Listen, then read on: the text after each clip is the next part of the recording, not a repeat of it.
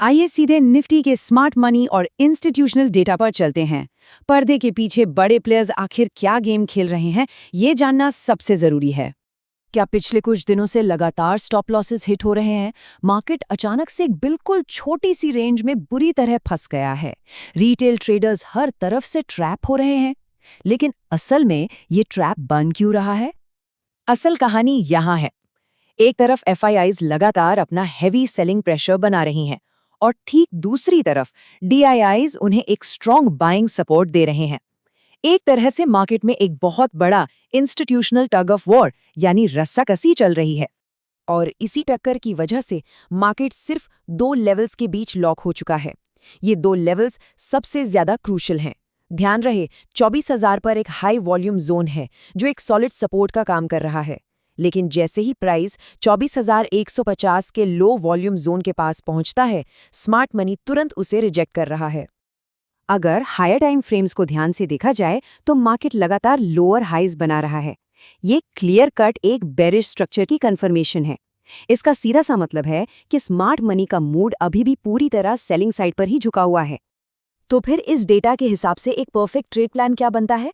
अगर मार्केट अपने crucial 24,000 level के नीचे ब्रेकडाउन दे देता है तो सेलिंग मोमेंटम बहुत तेजी से आएगा। एंट्री 23,980 के ठीक नीचे बनेगी और स्टॉप लॉस स्ट्रिक्टली 24,080 पर रखना होगा। टारगेट्स क्या होंगे? टारगेट सीधा 23,900 से लेकर 23,800 तक खुल जाएंगे।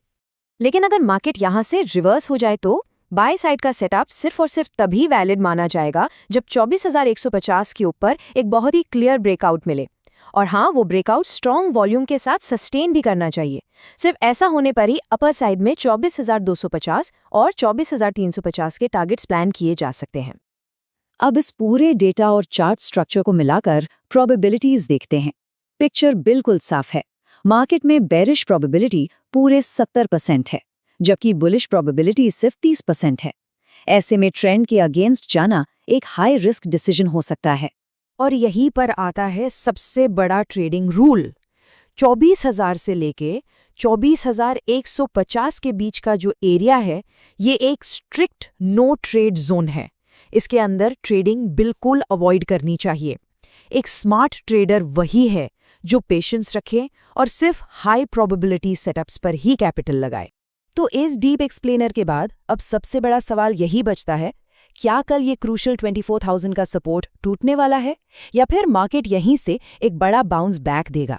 नीचे कमेंट्स में व्यूज जरूर शेयर कीजिए और आगे के डेली मार्केट अपडेट्स के लिए चैनल को सब्सक्राइब करना ना भूलें।